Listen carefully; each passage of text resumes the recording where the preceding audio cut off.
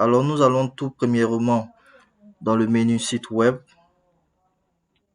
ensuite événements. Après quoi, nous allons choisir l'option ici créer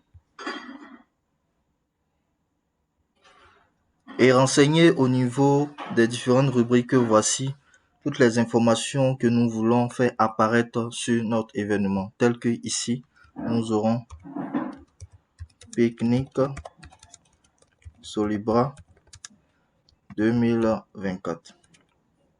Ici le choix de la date qui est prévu essentiellement pour le 3 août aux environs de 7 heures.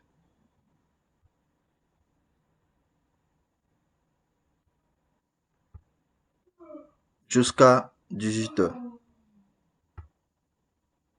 Appliquer. Ensuite, en fonction du pays dans lequel nous sommes, nous choisissons le fuseau horaire. Une fois le choix fait, nous venons à la suite maintenant renseigner les différents choix, que ce soit du prix du ticket et de la date d'ouverture de l'achat des différents tickets. Alors ici, comme c'est un événement gratuit, alors le prix que nous avons renseigné est de 0. La date de vente des tickets est ouverte à partir du 8 mai jusqu'au 31 juillet, la veille de notre activité. Ensuite, après avoir renseigné tout cela, nous allons inscrire ici le nombre maximum de personnes qui doivent être présents à l'activité.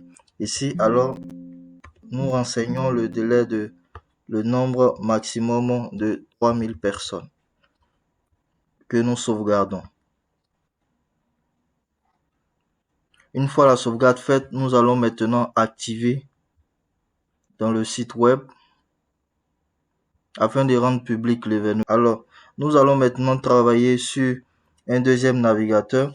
Pour ceux, par exemple, qui auraient reçu ce lien, comment est-ce qu'il faille faire pour s'inscrire? Alors, nous allons dans le deuxième navigateur et nous entrons ici le lien que nous aurons reçu par boîte mail. Nous allons ensuite dans événements que nous cliquons. Nous allons nous inscrire en renseignant ici le nom, le prénom, l'adresse mail, ensuite terminé par le numéro du téléphone.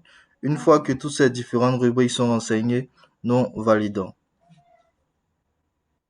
On reçoit ici maintenant un message de confirmation qui confirme que notre inscription a été prise en compte.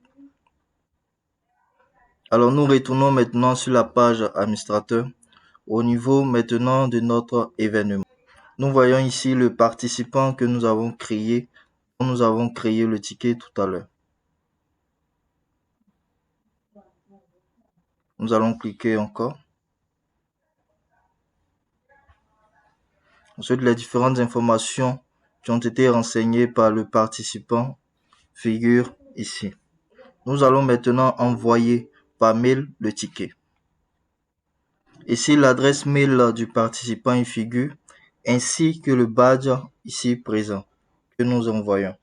Alors, une fois cela envoyé, nous recevons ici ou nous voyons ici au bas de la page le message qui a été transmis aux participants.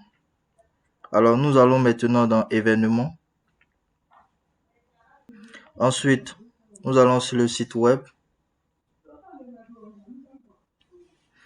Et nous ouvrons maintenant ici notre appareil de scan, pardon.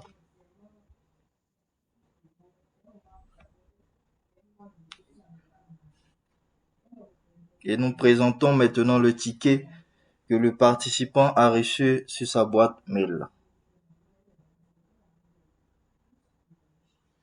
Nous recevons ici maintenant un message de confirmation qui confirme que le ticket est valable et valide. Nous allons maintenant essayer pour une deuxième fois. Au cas où le participant voudrait encore tenter de transmettre son ticket à une autre personne, comment est-ce que l'application se comportera?